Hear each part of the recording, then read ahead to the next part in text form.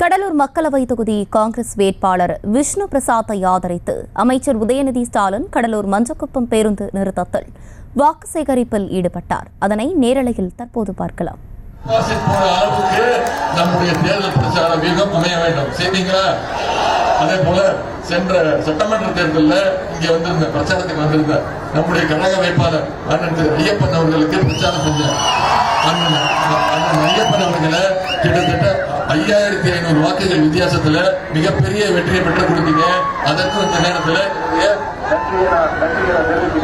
இந்த நேரத்தில் கடலூர் நாடாளுமன்ற தொகுதிக்கு நாம செஞ்சிருக்கக்கூடிய சில பணிகள், சில சாதனைகளை மட்டும் உங்களுக்கு நினைவுபடுத்த விரும்புகின்றேன்.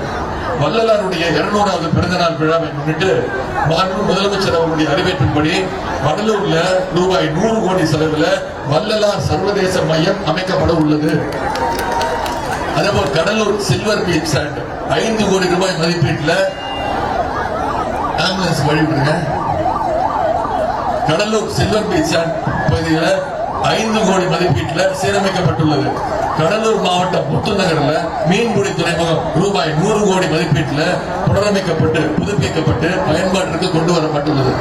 கடலூர் மாவட்டம் அரசு பொது மருத்துவமனையில் 100 படுக்கைகள் கொண்ட வசதி கொண்ட கூடுதல் கட்டிடம் ரூபாய் 34 கோடி ரூபாய் செலவில் தற்பொழுது கட்டப்பட்டு வருகின்றது.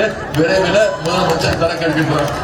அதே போல கடலூர் மாநகராட்சியில 20 கோடி ரூபாய் மதிப்பீட்டில் புதிய சாலைகள் போடப்பட்டுள்ளன.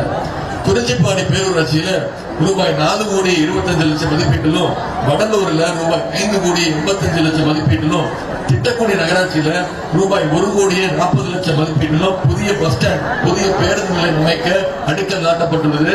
பணிகள் வேகமாக நடைபெற்றுக் கொண்டிருக்கிறது. விரைவில் அந்த புதிய பஸ் ஸ்டாண்டுகள் திறக்கப்படும். அதேபோல் கடலூர் சிதம்பரம் சாலை 36 கோடி ரூபாய் மதிப்பீட்டில் அமைக்கப்பட்டுள்ளது.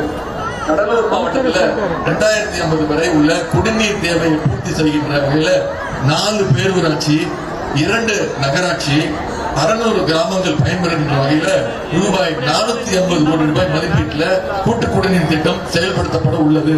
இதற்கான பணிகள் நடைபெற்றுக் கொண்டிருக்கிறது. விரைவில் இந்த பணிகள் முடிந்து பொதுமக்களுக்கு கண்டிப்பாக நிச்சயம் பயன் தரும்.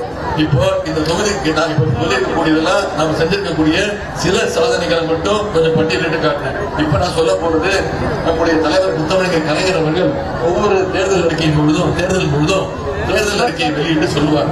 என்ன சொல்வார்? சொல்வதை செய்வோம், செய்வதைத்தான் சொல்லுவோம்னு செஞ்சு காட்டின தலைவர் முத்தமிழர் டாக்டர் கலைஞர் அவர்கள். அவர் வழியில வந்த நம்முடைய தலைவர், அவருடைய மகன் முத்துவேல் கருணாநிதி ஸ்டாலின் அவர்களும் கண்டிப்பாக சொல்வதை செய்வார், செய்வதைத்தான் சொல்லுவார்.